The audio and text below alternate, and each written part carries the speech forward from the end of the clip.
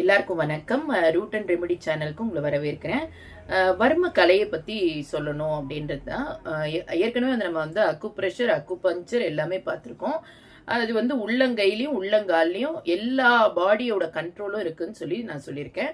வர்மக்கலை நீங்க இந்தியன் படம் பார்த்துருப்பீங்க. அதுல அந்த இந்தியன் தாத்தா யூஸ் பண்றது கொஞ்சமா தான் வர்மக்கலை. அடிச்சு ஒருத்தங்களை அன்கான்சியஸ் ஆக்கி கான்சியஸ் ஆக்குற வரைக்கும் இந்த வர்மக்கலையில அவ்வளவு இருக்கு விஷயங்கள். அதே மாதிரி எல்லா நோய்களுக்குமே வர்மக்கலையில கியூர் இருக்கா அப்படின்னா 100% கியூர் இருக்கு.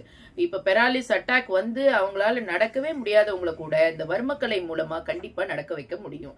அதுல என்னென்னலாம் இருக்கு அப்படின்னு பாத்தீங்கன்னா, கரெக்டா அந்த வர்ம புள்ளிகள் அதை நல்லா ஆக்டிவேட் பண்றச்சே நம்மளுக்கு இது எல்லாமே இந்த நோய்கள் எல்லாமே சரியாக ஆரம்பிக்கும்.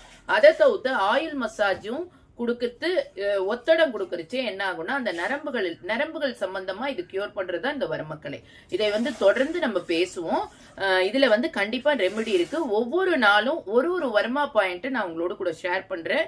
அந்த வர்மா பாயிண்ட் எல்லாமே ரொம்ப யூஸ்ஃபுல்லா இருக்கும். செய்து பயனடைங்கள். Thank you so much. மறக்காம சப்ஸ்கிரைப் பண்ணி கண்டிப்பா ஷேர்